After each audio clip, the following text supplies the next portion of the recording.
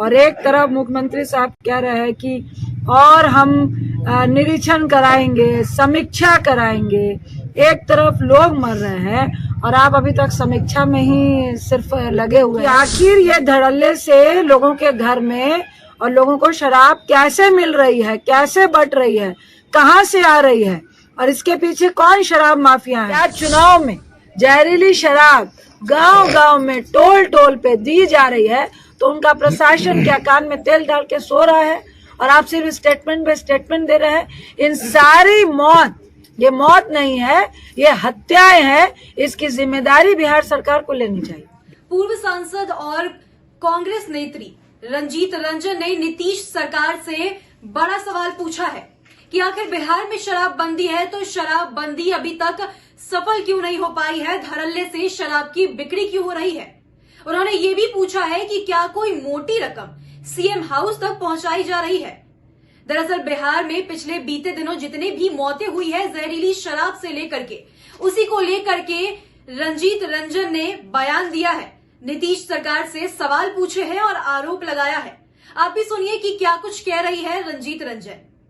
प्रदेश का मुख्यमंत्री ये कहे कि गड़बड़ चीज पीजिएगा तो गड़बड़ होगा, और उन्होंने जिस तरह से शराबबंदी की, एक महिला होने के नाते हम भी फेवर करते हैं, लेकिन शराबबंदी की मंशा क्या थी और शराबबंदी के बाद भी क्या मुख्यमंत्री साहब को ये नहीं पता है कि होम डिलीवरी हो रही है? क्या उनको ये नहीं पता है कि 200 रुपए की शराब 400 रुपए में घर घर पहुंची जा रही है? क्या मुख्यमंत्री साहब को ये नहीं मालूम है कि देसी शराब के नाम पे गंदा पानी, गटर का पानी और जहर के रूप में शराब पिलाई जा रही है, जिसके कारण ही लगातार 1-2 नहीं, हमको लगता है 150-200 की संख्या पार हो चुकी है, क्योंकि ये पंचायत चुनाव का वक्त है और चुनाव में जिस तरह से धड़ल्ले से सरेआम चुनाव में भी लोग शराब का जो बांट रहे हैं, बंटवारा हो रहा है, खुलेआम हो रहा है, और उसमें जो सबसे सस्ती शराब है वो जहरीली शराब जो लोगों को मारने के लिए परोसी जा रही है। और एक तरफ मुख्यमंत्री साहब कह रहे हैं कि और हम निरीक्षण कराएंगे, समीक्षा कराएंगे। एक तरफ लोग मर रहे हैं और आप अभी तक समीक्षा में ही सिर्फ लगे हुए हैं।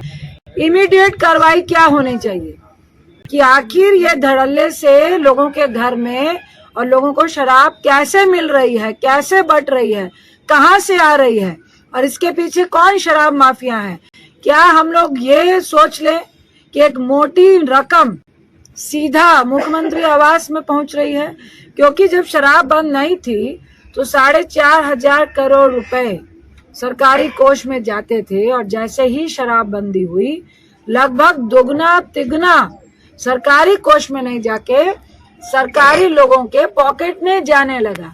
और आज जिस तरह से लोग, देखिए, एक होता है अमीर तबका जो 200 रुपए की शराब 400 रुपए में भी खरीद रहा है, लेकिन नशे को रोक नहीं पाना जो आपका मकसद आप कह रहे थे, और जो गरीब लोग ताड़ी और देसी शराब पे निर्भर था, आज ज्यादातर गरीब शराब पीने वाला लोग मर रहा है, क्योंकि आपने कहीं भी रुकावट नहीं खड़ी की है, कहीं भी जो ब्लैकमेलिंग है शराब की उसको बंद नहीं किया है, जिसके कारण जो गरीब तबका है वो जहरीली शराब से मर रहा है।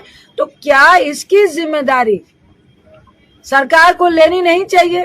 क्या सरकार शराबबंदी के नाम पे लोगों को सस्ती और जहरीली शराब पीने के लिए मजबूर नहीं कर रही है? क्या इसकी जिम्मेदारी उनकी नहीं है?